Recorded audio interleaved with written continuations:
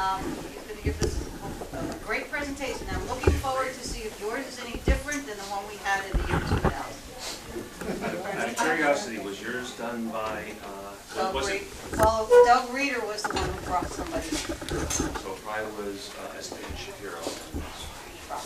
Because she's the That one was who, 25 years ago. well, she's the one who influenced studying her. So, Okay. all right. Well, thank you all for coming out tonight. Just kind of setting things up a little bit. At any time, if you want to stop and ask questions, please do. If you want me to go back on the slide, just ask. I'm going to figure it's going to be about a 30-minute talk or so, plus questions. I do have objects that are actually from Aline, Rhonie, and her family. That if you wanted to take a look, we have some of her, we have a painting of hers, we have some of the awards that she's received, and always happy to talk about, art history here in town. So one of the reasons for doing this talk is it's Women's History Month, for those who are not aware of it. And at the same time, we're trying to save the old municipal building, the Hofheimer House. At the same time, we have this building, which was owned by the Hofheimer family in particular. Aline, Rhonie Hofheimer, I'm going to go through different iterations of her name all through this talk, lived here for a while. This is actually her residence. So, why is she important? What is it that she did? And this is a woman who was born into wealth. Her grandfather had invested and made millions in the initial public offering of General Motors. His son, Arthur, was a stockbroker. He actually is the first one to move out here. His property was essentially where Pheasant Run is now. That's Aline's father. So she was born in 1909. They came out, she was born in York, Pennsylvania. They were out there because that's where the Heaney Light Company was. He was part of the company of electronics that was used in General Motors cars at that point. He came out here as a place to summer. A lot of people at that time, particularly the wealthy class, had multiple places they lived. This was one of their summer homes. And he built a very large home called the Eaves.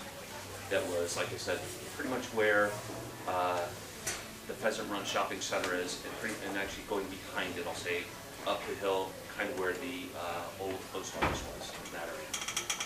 He convinced his father to come out here. His father bought 350 acres of property from the corner of Mountain Boulevard and Warrenville Road, out this way up into the hills. And the original house he had, it was Reverend Hauser's house. It was a rather modest house, and we renovated it and turned it into a much larger house. Again, kind of a summer home. It was one of the many homes they had. And this is where she was raised for the most part. She went to the Dalton School in New York. She actually stayed at both her father's and her grandfather's apartment in New York while she went to school. She was very much an equestrian. She was involved in all kinds of activities out here you'd expect for somebody who came from a wealthy family. But the thing that struck me is, like, for somebody who did this, she actually did quite a bit with her life. Amongst things, she was a prize-winning equestrian. Between her and her sister, she alone had over 250 first and second place ribbons in equestrian events. She was an artist. We'll talk about that quite a bit. She was an aviator. She was a very early aviator at that. She was an entrepreneur and executive. She was involved in 2 different companies that she helped found and run.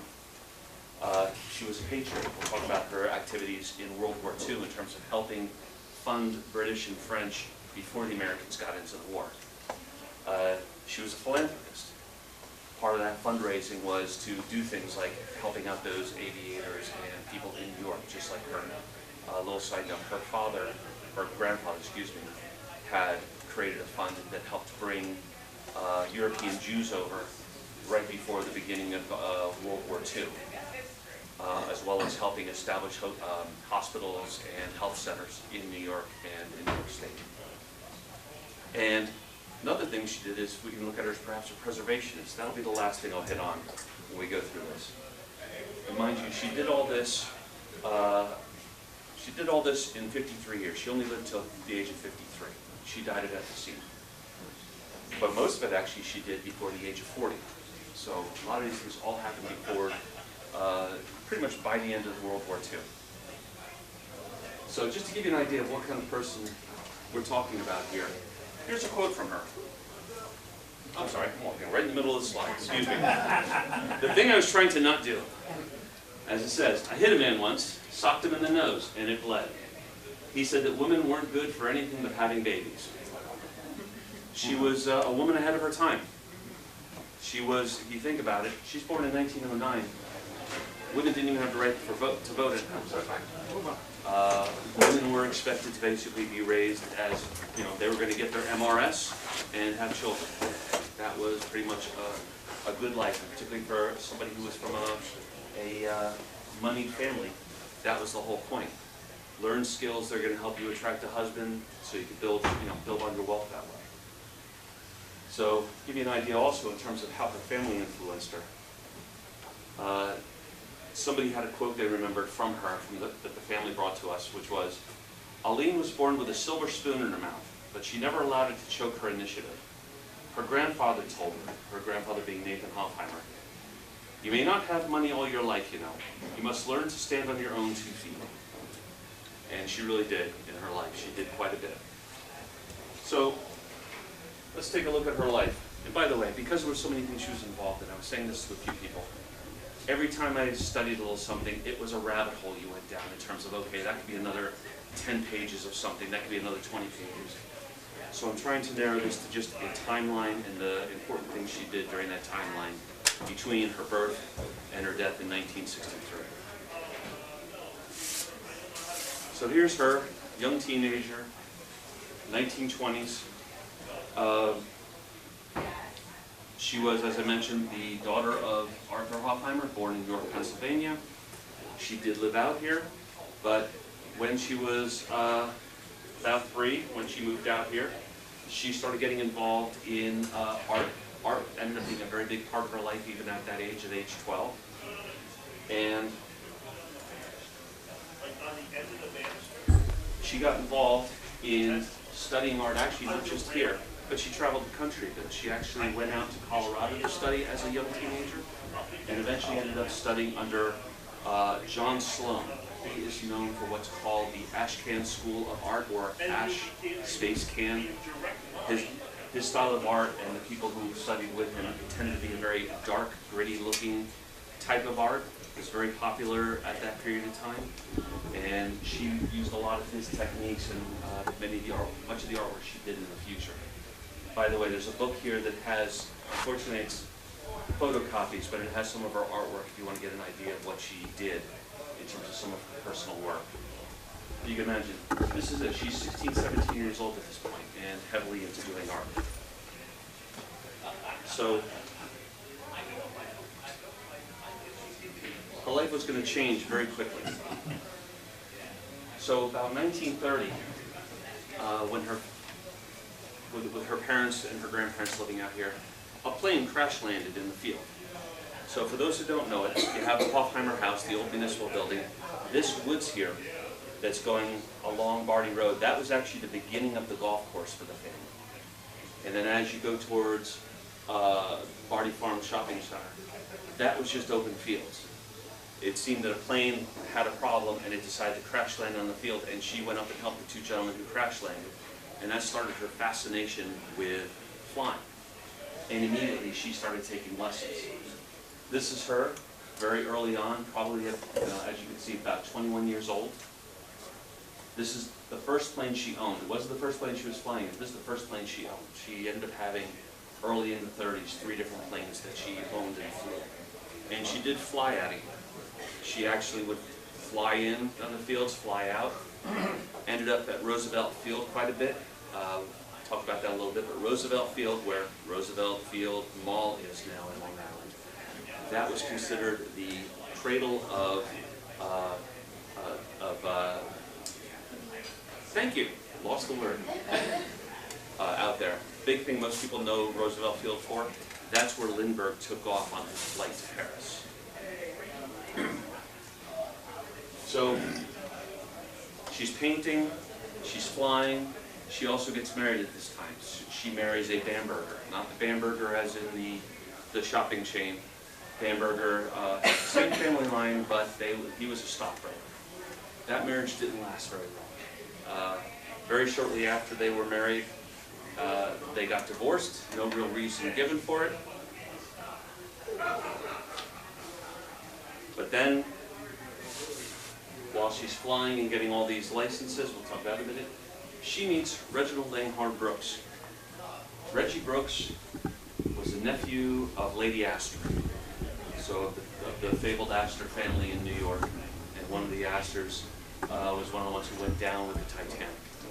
And he nervous, all those stories. He was a Marine aviator and also a barnstormer and race pilot.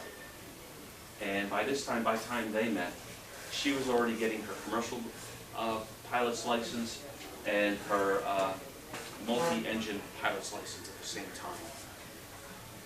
They would end up getting married, and for their honeymoon, they got married up here. They actually had a civil service.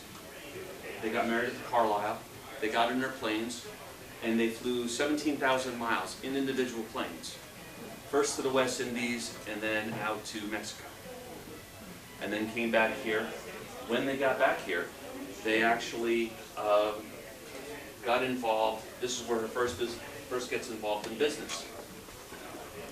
They meet John Luscombe, who's building these very fancy enclosed cockpit planes.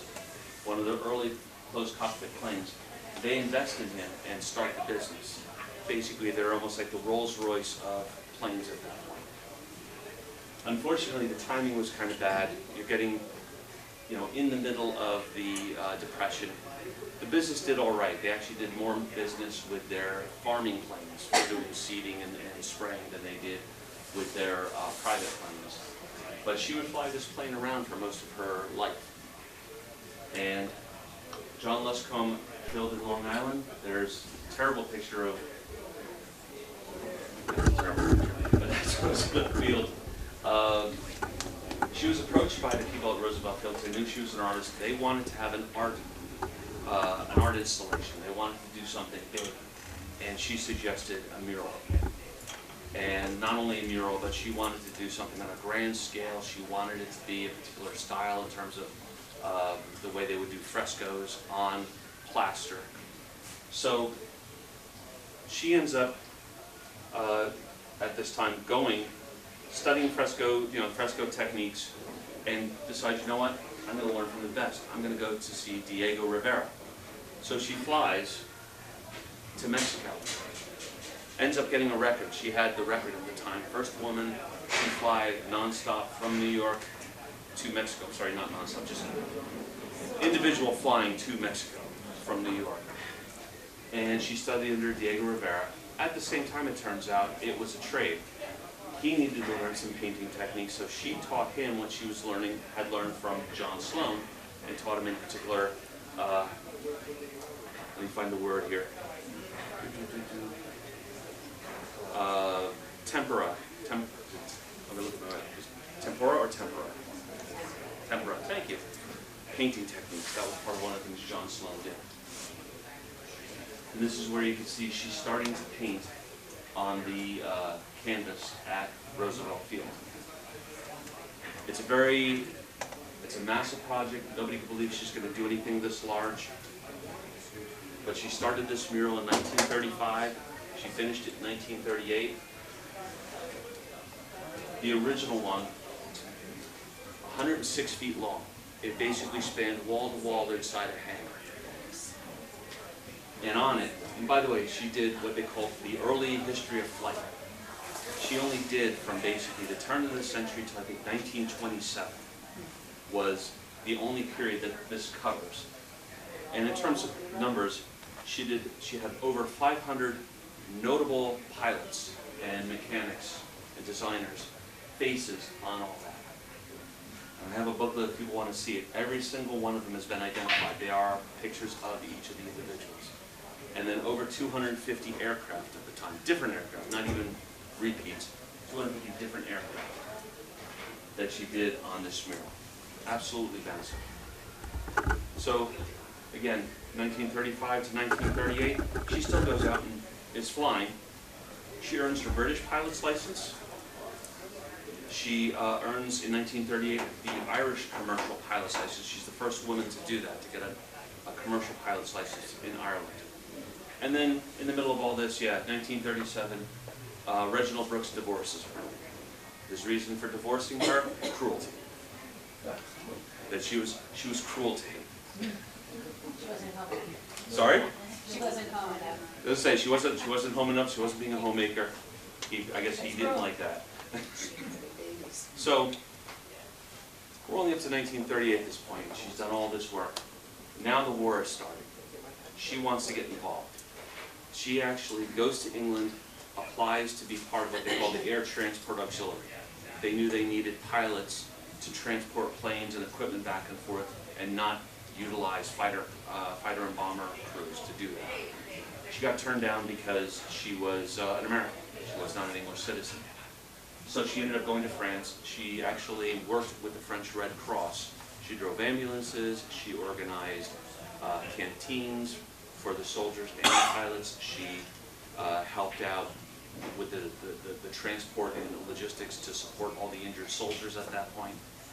And this actually inspired an idea in her that she wanted to get involved in raising money for the aviators, because she realized as the beginning of the war is going on, the morale is low, and they're not getting supplied with things to help improve morale. So she actually goes and she joins the French Aero Club. The French Aero Club is a huge organization at that point. It really is the center of aviation in the world, is to be part of it. And in joining that, she's committed herself to raising funds to fund canteens for aviators around the world, for the English, the French, the Dutch, whoever is involved in the war at this point. So she flew over 27,000 miles in the United States in her plane. We'll have see a picture in a minute. Going and talking to groups and raising funds and sending that all back to Europe to help fund these efforts. But she also, when I mentioned she's a patriot, this is a comment that, because she used to get herself in trouble, but this is a comment from her, talking to one of the newspapermen. I know I gotta watch myself. I know that I must not keep calling the Allies we. Keep in mind, this is 2 years to 3 years before America enters the war. And at that point, those who aren't familiar, Charles Lindbergh was one of those people who was against America going to the war. So you had very heavily both sides contesting about who, whether we should be involved or whether we shouldn't. I know that I must not tell Americans that this is the war we thought we were fighting last time in World War I. This time democracy was really at stake. I know all that, but it's hard to keep them all straight. So on a regular basis, she was quoted in the newspaper and roundly criticized for her views in terms of trying to promote America to get into the war. But she also knew there were a lot of Americans who were flying in the war, that Canadians flying in the war for both sides. It's a little tough to see, but on this plane, this is another one, this is that same Luscombe that she was leaning up against in the previous picture. She has on there the symbol, the A for Aviators, where she's been flying around and collecting all this money. So, shortly after going around and finishing up her tour, she gets caught. She's been noticed by people. She's been talking about trying to do some kind of air transport service with the women. A woman whose last name is Love contacted her to say, we want to create a ferrying service with American pilots to ferry planes to England and then into Europe. She was the 4th member of the Women's Auxiliary Ferrying Squad. So she helped ferry all kinds of planes that were manufactured here and also manufactured in England to various points. She didn't stay very long because shortly after this, so this is, by the way, this is 1942. She stayed from 1942 to early 1943. She was actually contacted by General Hap Arnold. So if anybody knows anything about World War II history, the commander of the American Army Air Corps was Arnold. He's the one who pushed for the firebombing in Japan. He did the daylight raids in Germany, and he also was the one who pushed for the dropping of the atomic bomb. He really is the father of American air strategy and air power. He personally contacted her to say, we need you in the ATA, the Air Transport Auxiliary. And he contacted the various women he knew who would be a big contribution to this. So this is a picture of her. This is her official picture for her ID card for the ATA. And one of the little bits and pieces I got out of one of the logbooks was that she flew 162 hours in the ATA, flying. Those are the names of some of the planes. These are just pictures of some of the planes people might be familiar with. But Spitfires, Hurricanes, Swordfish, the de Havilland Moth, all kinds of planes that she had to master and fly to ferry between points. Her and the women she worked with did this. So she did this from beginning of 43 through 1944.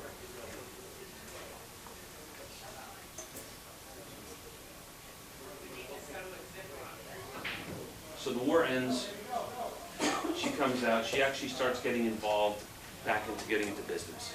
The big thing she gets involved in the late 40s into the 50s is electronics again.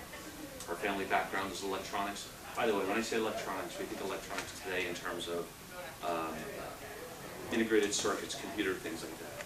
We're talking vacuum tubes, wires, lights, things like that. That was really the essence of electronics back then. But she got on the cutting edge. She ended up taking on and funding what was called Allison Radar Corporation. It was one of the first commercial radar sets of radar equipment for planes. They actually had miniaturized it enough to put it into commercial aircraft at that time. And she was the president and chairman of the board of that company for a bunch of years before she sold out. Also during the 1950s, she found out from the people at Roosevelt Field, Roosevelt Field is crumbling, it's going away, we're going to destroy everything in it. She got permission to save the mural. She went, she actually went to Italy, got a fresco preservationist, Leonetto Tintori. He was an expert in frescoes. He came out to the United States and they painstakingly took, and let's see if I can help make sense of this. Think about you've plastered a wall, and now you've painted something on that plastered wall. Now you got to take that plaster wall down and preserve the painting. And she, with this guy, figured out how to take it in chunks and save it and pull it off, and then she would meticulously then restore each of the panels and get them so they lined up correctly and everything made sense. And while she's doing that, she added another 26 feet to the panel. There were people she's thinking, forgot that guy, and added more and more to those panels. But she did manage to save it, got it all taken down. I thought it was ironic that while she's doing this restoration work, she's doing it in a storefront of the newly built Roosevelt Field Mall, basically on top of where the hangars were and the airfield was. So she completed that towards the end of the 50s. Those paintings ended up getting stored at Vaughan Nautical College for quite a while. I'll get to that in a minute too. Unfortunately, I mentioned this earlier, but she had emphysema, and there really wasn't much she could do about it. She was a lifelong smoker. And unfortunately, she passed away on, of course I don't have that written down, January 7th, 1969. So, not really the end of the story. She ended up being, not just doing these things, but she ended up being a very decorated person. These are some of the awards she received.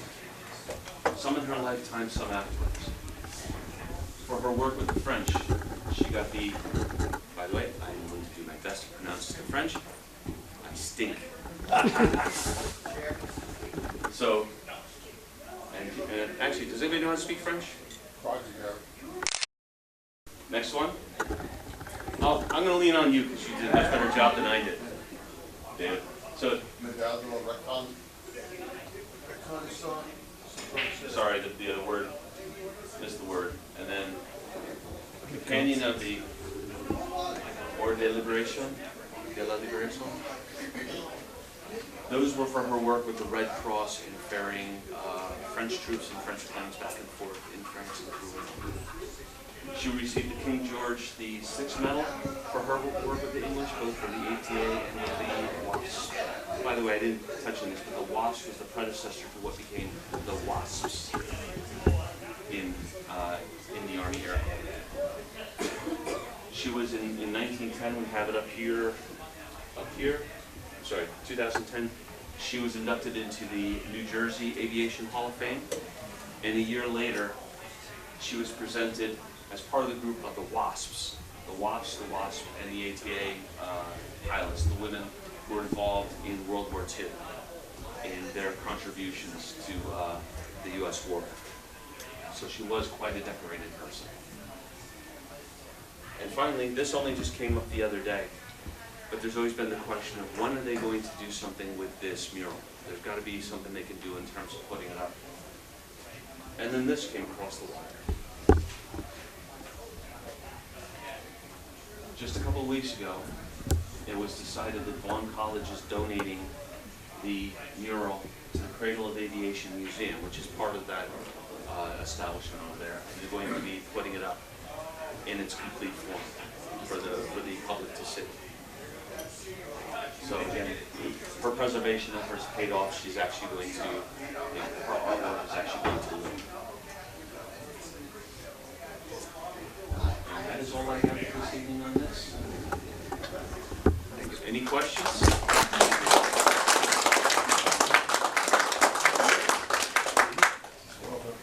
This is one of her paintings. I'm a little disappointed. I'll tell you what, I wanted to show something that was in the John Slocum style. But this is one of her paintings that she had that she passed down to her niece, who's still alive. And she donated it to, she gave it to Aline Shapiro, who was actually the first person who ever told me about Aline and Rhonie. And that's going back probably close to 20 years ago. And Aline, before she moved out of the town, gave me 2 of these, and somebody has the other painting. I brought this one in for us to see. Yes?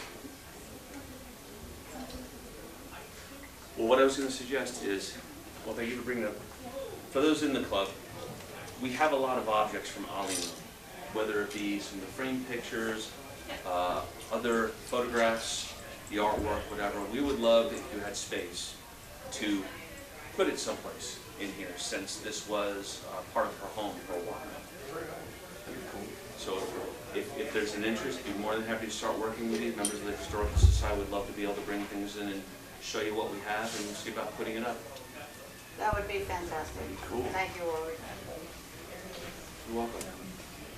And we do want to try and get a replica of the Congressional Medal. The family does have it. It's locked away for good reason. Yeah. But they do make replicas of it that we would like to get. And each of the medals are actually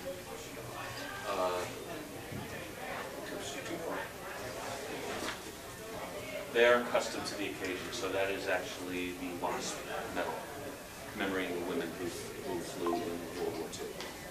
So we'd like to try and get a copy of that. Any other questions? Yes? When did she actually move out of this house? So the house was sold. It's a little tough to say, I'll say that. The one thing I've had trouble with the Hofheimer family in general is that they owned multiple places. And every time you read an article, it's like, well, Arthur was in New York City. Nathan was in Atlantic City. Oh, they're in Longacre Farm, this whole area. From essentially the beginning of the ball fields all the way past the end of Pheasant Run, they generically called Longacre Farms. You would hear like, oh, they're at Longacre Farms. Oh, the girls are here. The girls are in Long Island. The girls are, you know. Arthur had 5 daughters, so you had them all over the place. On top of that, within the property, you have this building, which I only learned this recently. When Arthur built his house, the eaves, over next door here, and Nathan had, did his improvement of the municipal building. This was one of the workers' buildings on the hall. And then what's now the courtroom was also a servant's building. It was not a carriage house, it was actually a garage, because when he built it, he's from General Motors, he had cars. So they didn't know what a garage really was, so they ended up installing things that were meant for horses and all, but it was a garage. And so when Arthur had built his house, he actually had wired in telephone service. And so there was hardwired telephone service from the eaves to this building, to the Hofheimer house, to what's now the courthouse. And after the eaves burned down in 1928, Arthur and family took over what's the courthouse. They renovated it, upscaled it. They called that the lodge, and that's where they lived. And then this place was maintained as a service area until Aline got a little older. We're thinking like 35 to 37, somewhere in that range, is when she ended up moving in here. It's a little tough to tell, but she did sell it, I think it was in 1943, when she pretty much started taking up mostly permanent residence in Long Island, Florida, and then sometimes down along the beach down in Atlantic City. Yes? Do you have a picture of this place from when she lived here? Sadly, no. So the story that the family told us when we met with them, the woman I'll reference a lot, her name is Carol Robert. Her mother is Joy Hofheimer Sicardi Frank. And so if anybody knows the Sicardi family, if you go up and over the hill to 78, turn on King George Road, turn right onto Mountain, and as you go down the mountain like you're going to Wagner, as soon as the road makes the wicked little left, and there's a driveway with tree line, that was the Sicardi house. That was Carol's mother's house that was there. The same architect that did that house did the golf course, the golf course house over here. That was Natalie's house. So you had the daughters living all over the place here at different times and different periods through the 40s into the 50s. And then, so Aline sold this off, like I said, 43. The daughters ended up selling off the rest of the property in 56, mainly to the town. Some of the property up here did eventually go to the county, with the golf club up there. So, yes. She was in a question, right? She was. Yeah, because the other building, that was a horse barn, actually. So maybe she had the horses there? She did. Actually, we did confirm that she had horses and dogs that she kept there. So her sister had horses mainly behind Pheasant Run in the fields up there. Aline actually had most of her horses here, but she also raised dogs, so she had dogs here too. I don't know why they kept them separate, but they did. Yes? Put in the swimming pool? Not sure, but at the same time, if you kind of think about it, hopefully logically, I can't imagine the servants would have put the pool. So after she took it over from the servants, I would assume she did. It is. Yes. Roy, like I said earlier, we had a historian come in the year 2000 to tell us a lot about the property. And basically what you have said is really no different than what we have, which I'm happy to hear that nothing has changed. But we were told this was servants' quarters.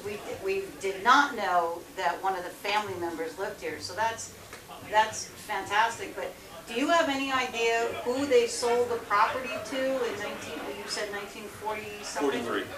Right? Did they sell it to somebody else? Because I'm trying to figure out what I'm curious about is how did the Elks get it? Who did they buy it from? Because the Elks bought it, as far as I know, from old minutes that we have upstairs in 1963. So it's funny you bring that up.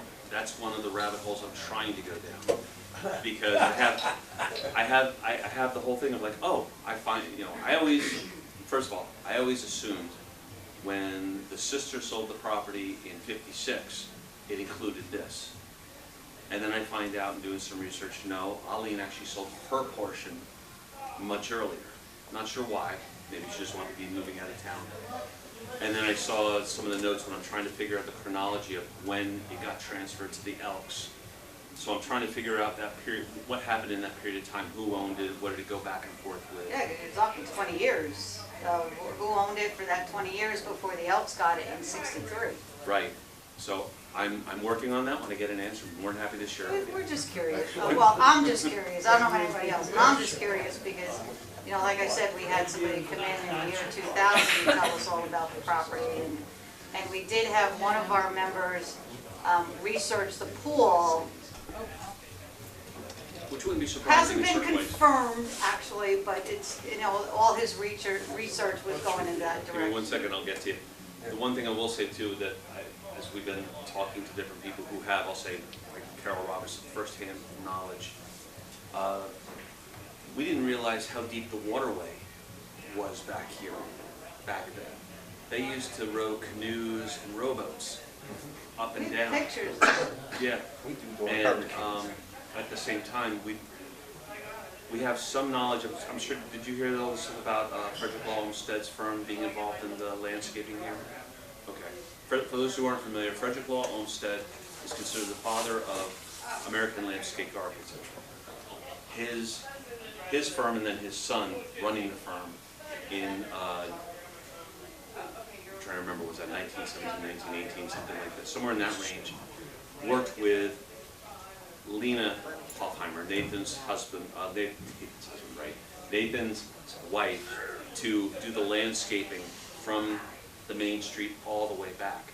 There are drawings, there are great pictures of this area, what they planted, the notes on it, but it only goes back to probably, I'll say, the back of the barn area here. And it doesn't go into, really going to the grotto or up to the mausoleum. But there's a lot of telltale signs in the way things were built that they had to have been involved.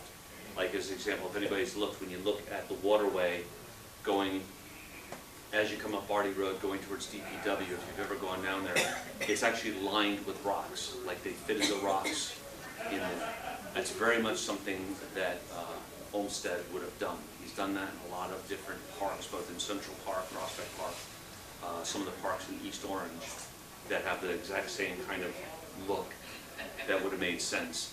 The rocks around the trees by the grotto, the way that they look like the trees are coming out of the center of the rocks, it's very much a thing he would have done because he wanted to be able to say the tree started this big, but the rocks around, as it grows, the rocks will move and accommodate the tree and have a very attractive look to them. So do you know anything about the history of the grotto? Because back then we were told Hofheimer was the one who decided to build that grotto and engineered the piping system for it. So I think those 2 points are true. That he wanted a grotto, he wanted something like he saw in, was it Butenhausen, Germany? Where Something he about came a from? copper mine flooding. Well, it was a copper mine, and it flooded. We had a lot of copper mines that were dug up here in the hills. That he wanted to use it for something like that. Wouldn't surprise me that he engineered or came up with the idea for the water. But we're still trying to figure out like who actually came up with the design and then built the actual grotto itself. But it does look very similar to a grotto that's at Prospect Park in Brooklyn. If you look at the design of that and the design of the one in Prospect Park, they have very similar looks to them. So I wonder if, either the designer of that was involved or they just stole the idea because of what they saw. I'm sorry, you had a question. I probably agree now. I'm used to standing up when I speak. One of the questions I had was, you said that when they built down there, they called it the Eaves. Yes. Was there a name for over here, like the main house? So, Unless you said like I it said, earlier. generically after they built the house, they just kind of called this whole area Long Acre Farms. Okay. And it's a little tough when you're reading some of the history. It's like, do they really mean here? Do they mean all the way down to there or not? Because they'll make reference to Arthur's Long Acre Farms and where Arthur Hofheimer is. meaning the eaves. But I think in general, they just kind of call this whole area Long Acre Farms. All right, so Long Acres would be the name of this whole place and to identify him separately? Right. Okay. All right, the second question was with the pool. So if this was for the servants, they actually wanted a step above and provided them with a swimming pool? Well, I guess Or was that used by the main house too? So I think the question is, well, it really is the question in terms of timing. Were the servants still in here when they moved in, or was it the servants were here, they came out, Aline came in, part of her renovation was to put the pool in. So, you know. So the pool was put in, what'd you say, 40? Oh, Well, 37? sometime in the 30s, something. So it's not 100 years old yet? Or it may not be quite yet, right? Okay. All But right. again, I'm gonna be, you know, No, that's take it with a different grain of from what I salt. heard. We're still trying to find some details to be able to nail that down. Oh, exactly, this is speculation. Thank you. You're welcome. There were tennis courts here, but they weren't there. Oh, they were. So I'm trying to get a better picture of it. The good news is there are aerial photographs of this area going back to the 30s. And you can make out the fields, the house, the roads, you know, a lot of the features. I'm just trying to get a good picture and then have somebody help look at it and say, like, you know, what is that? So as an example, in the Olmsted drawings, so going back to, you know, 1917, 1919 range, they have in there the rose gardens, and then the area where it's like, okay, well, this is like a laundry drying area, and then here's where it goes off to the barns and the golf course. They show like the part of the golf course being over here, and arrows saying this way to the tennis courts. So they had those features, but they weren't really where you would think. Are there any plants still around from that period? A couple of the trees out, first of all, next to none. But in terms of ones that we're pretty confident of, the 3 or 4 trees that are left in front of the municipal building, as you come in by the library and the parking area there, some of those are actually listed on the plan. Those big pine trees out there? Not the pines. I'm sorry, you said listen on what, the big trees? Sorry. So when the Olmsted firm designed the planting, those trees, the names and their locations as listed on the plan match the trees that are out there. Oh, wow. You know, basically where the 9/11 memorial is and along that area. So there's, you know, however many there's, like 4 or 5 or less. That's about it, unfortunately, at least in terms of that plan.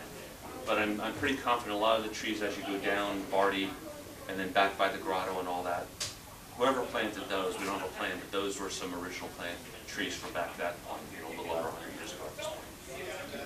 So on the road over there, the Barty family owned this property at some point? I can't say yes to that. I'm not sure. Although it may come back to the whole thing about who owned the property here between Aline and the Elks. Maybe it was a Barty family that owned, part of the Barty family that owned this. I believe where the town just bought this property was part of the Barty farm. Which part are you talking about, just to be clear? You know where Barty Farm is? Yes. Well, I think they had, I don't know what they did with it, but that was some of their property. Okay. At one time. Yeah, the woods. Yeah, So the the woods and the wetlands. Right, right. Yeah, there was some section of that, but I don't know how far it goes. But you're right about it. That was Barty I property. have another question. Are they gonna do anything with that mausoleum? I mean, I've been there. It looked like it was a great building at one time, but it's kinda bad now. It's all vandalized and everything else. I just wondered if they were thinking of trying to restore that. We would like to. That would be beautiful. So, as a member of the Historical Society, and I'll speak for some, hopefully I'll speak for some of the Historical Society people, we would like to restore it. That was nice. It is kind of a weird setup. I don't know if you realize it or not, but one of the things that's always held up doing anything with, I'll say, the town and the grotto. I know the Elks own the grotto, but the town, we tried getting the town to help do something with that. There was a question of, well, is the property in Warren or is the property in Greenberg? And then where the, turns out the back fence of DPW and where you come up the driveway to the back there, Yeah, right. all of the Hofheimer Trail and all that, that's Greenbrook. It's owned by Warren Township, but it's Greenbrook Township property. So, So they both people want to play on the real, one of them wants to play. exactly. Who's responsible for this? And going back a long while ago, like 20-ish years ago, I remember when we talked about just trying to put like a fence and a gate around the mausoleum. It was like, well, we may have to talk to Greenbrook. We don't know if Greenbrook's gonna, gonna run into permitting or any kind of issues with that. It was just like, are you kidding me? I don't think they had an issue with it. No. I Really? didn't even know. They had a fence. Where the mausoleum, if you went Clary's Road, So if you go back to the ball fields, yes, if you went down Barney, got to DPW, yes. turn left, so you go into that little parking area going back towards the ball fields.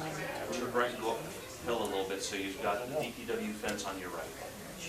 You go maybe 150 yards up, the mausoleum will be right in front of you, a little off to the left. And so Nathan and Lena were interred there. When the family sold the property, they were moved. The family moved them to the family plot up in Westchester, New York, to their family plot up there. Okay, so it must have. That's correct. Yes. No, Sorry, no. yes. You keep mentioning a golf course that they had way back then. Yes. Was it as extensive as it is now? No, but well. Or what So- preserved all so- that land for the county to? So here's the details I know. Number one, it went from essentially the end of your parking lot over here, where the gravel parking lot over here, down to the street, essentially from the edge of Barty Road to just where the Barty Farm parking lot is now. That's what's documented. If you look at aerial photographs, that's also where that begins. That's also where I'll call it the fields begin. It's a little tough to tell from the pictures. Does the golf course end there, or and that became more horse fields and more the horse paddock areas, etc. Or was there more golf course there? But it was an extensive enough area that, as I mentioned earlier, both a pilot crash landed on the golf course, Right. and Aline used to come and fly in and land in the fields over here somewhere. You could easily do that down 70. Sorry, what was that question, Miriam? I asked if he knew what town she lived in when she was in Long Island. Oh, Yeah, I don't remember off the top of my head, and I did not document that for the talk, but I know I have the sources I used for it, so. Any other questions, thoughts? No, really, that's it? Excuse me. Yes. Is it true that the landscape architect that worked on this site also did the Doris Duke estate? Did which one? The Doris Duke estate in Hillsborough? I'd have to look, honestly. I don't recall if Olmsted was involved with the Duke estate or not. Yeah, the Olmsted firm was out of New York. The father did Central Park and the Capitol grounds in Washington, D.C. Those are like his two really big projects he did. And the son in the firm did lots of private homes and such throughout New Jersey, New York. Also, like the Biltmore estate. The Biltmore estate down in North Carolina, that's also an Olmsted property in terms of the landscape architecture. So, but I'll have to look that up. I don't know the answer to that. Thank you. Any others? So let me ask you this, two quick questions. Well, let me start with a statement. The Warren Township Historical Society is, I'll say, resuscitating. We're actually starting to put together our digital presence, starting to do more presentations like this. We're going to try and go around to different places to do the presentations. So, first question to you all, is there any interest in terms of other topics you'd want to hear about, either in terms of the town, local history, county history that you'd be interested in? And number two, are there any projects like you mentioned in Mausoleum, it's a good project. That's a big project.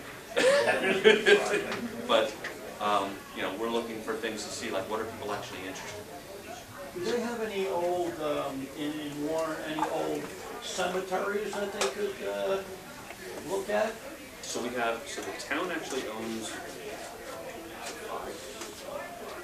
Huntington, Van Tile, Tucker, Mount Bethel. What am I missing? I think there's, Old Church Road. Old Church Road, yeah. yeah, there was one that, I know that the town took care of a little bit. It was way back in the woods, I mean. Oh, Tucker on Mountain Avenue. And you just go off and you just walk in there. Yep. I mean, I've been in there, but it's not in good shape. It's tough. We've had